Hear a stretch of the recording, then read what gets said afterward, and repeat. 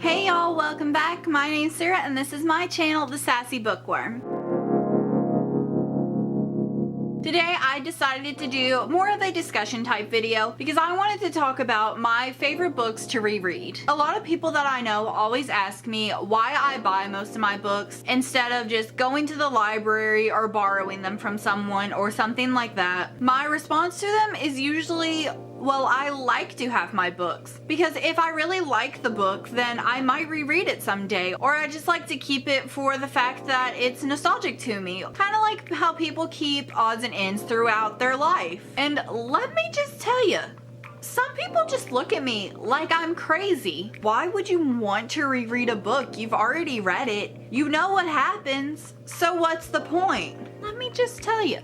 They get on my nerves just a tiny bit. So that's kind of the reason that I wanted to discuss this subject. So first off, there are a few different reasons that I will reread a book. Number one, to catch up on a series. This is usually when a new book for the series is coming out and I have forgotten some things from previous books that might be essential to the next book. So I like to kind of refresh and reread them so that they're fresh in my mind for when the new book comes out. Two, to get out of a reading slump. This one's pretty self-explanatory. If I'm just feeling like I can't read anything, there are just certain books that I can pick up and they will instantly get me back into reading. And three, honestly, just to be put into a better mood. There are just some books that you can pick up and you can remember what it was like to read them the first time, and so it kind of gives you that feeling that you had from the first time, and they just make you happy and kind of nostalgic in a way. And why wouldn't you want to feel that way again? Here are 5 books or series that I would say are my favorites to reread. The first book that I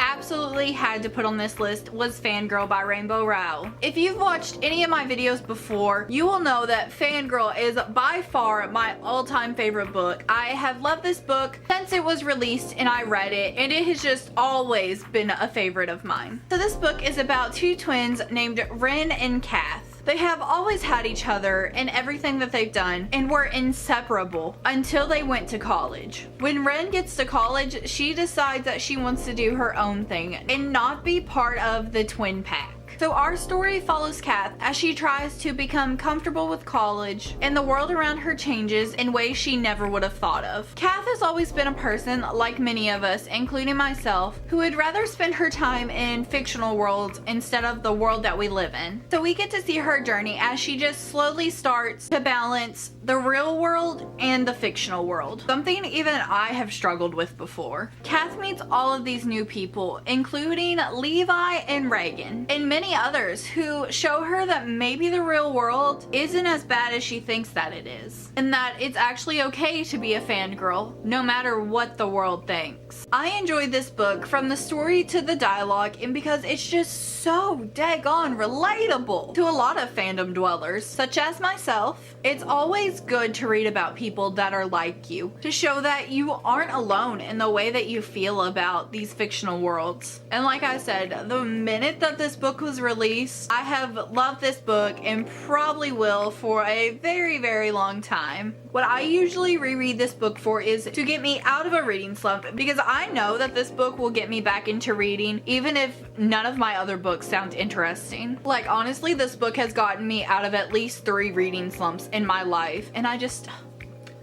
love this book so much. It's just the best. The second book that I like to reread is Between the Lines and Off the Page by Jodi, Picoult, and Samantha Van Leer. So I actually don't know where my book is right now for that. It's probably in one of the many boxes of books that I have around here, but I couldn't find it, and I really just didn't want to disturb the peace in all of the boxes of books that I have. But I'll leave a link to it down below, as well as the other books that I talk about, so that you can go check it out and see what it looks like. So Between the Lines is about this 15-year-old girl named Delilah. Delilah has always felt like an outcast in her school, having only one friend at her side the whole time. But then one day she comes across this fairy tale book, and to her, this fairy tale book becomes more of an escape from reality. But what she doesn't know when she finds this book is just how special that this book really is. Within this book lies a cast of characters just like any other book. However, when the story ends in this book and the pages are closed, these characters come to life and become who they really are. The bad guy becomes a nice person, the noble steed becomes self-conscious, and the prince wants to find a way out. So the way that the storybook works is when it's closed, the characters are free to move around from page to page where they can roam and speak freely. But when a reader opens the book, it pulls all of the characters back to where they're supposed to be for the story. One day the reader, Delilah, opens the book and something seems amiss. The prince isn't where he's supposed to be. When the prince sees that Delilah notices this, it intrigues him greatly. And so Prince Oliver tries to talk to her. The rest of the book focuses on Delilah and Prince Oliver trying to help each other complete their quest with the same end goal in mind. What I loved about this book was just the idea of every reader's dream, that there could be a world beyond the story. And not only that, but being able to communicate with the characters in the book. I will say this book never replaced Fangirl in my heart, but it definitely came to a close second. I reread this book just when I want to be in a good mood or I want a happily ever after. It always makes me happy and I just can't help but being in a good mood after I read it. The next series that I like to reread is The Twilight Saga by Stephanie Meyer. And I'm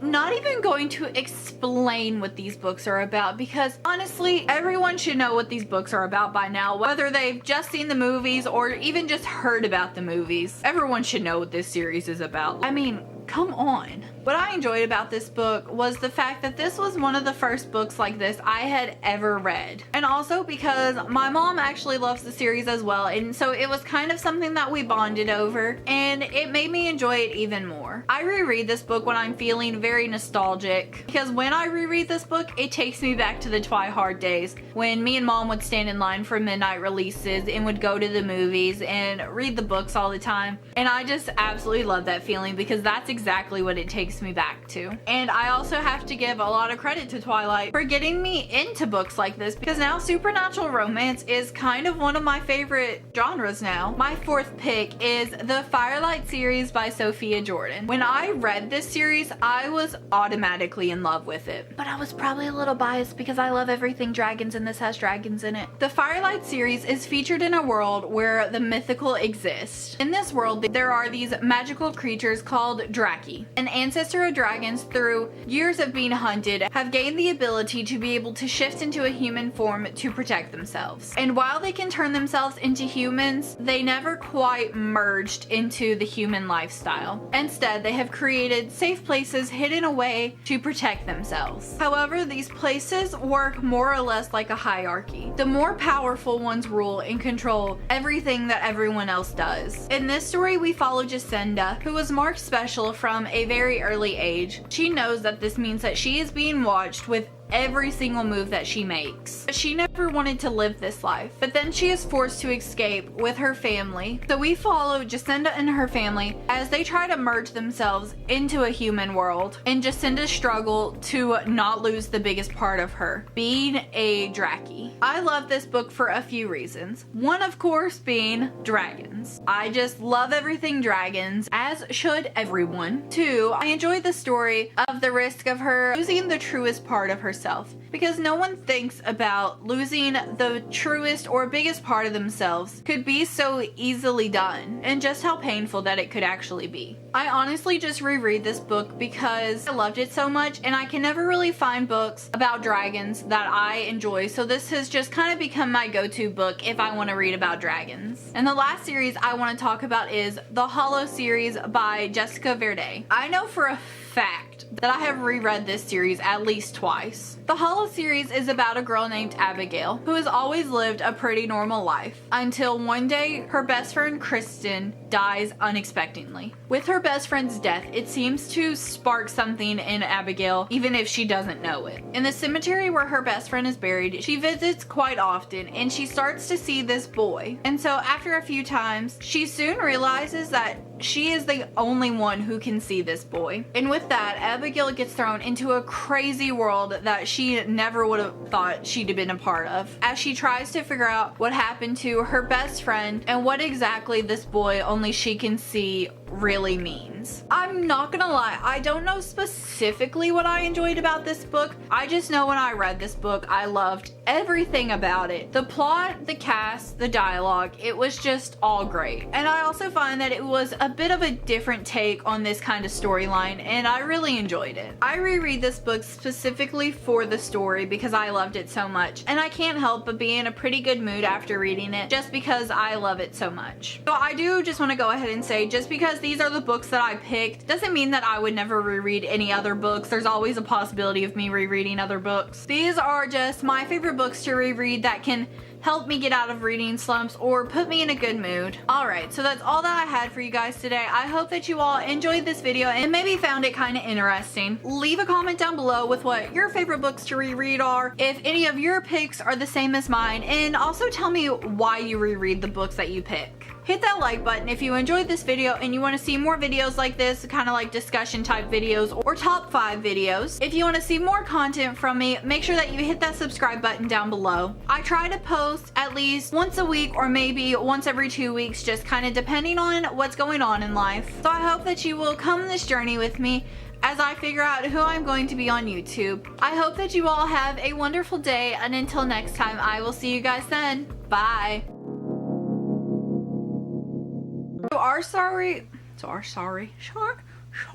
Sorry. Ouch.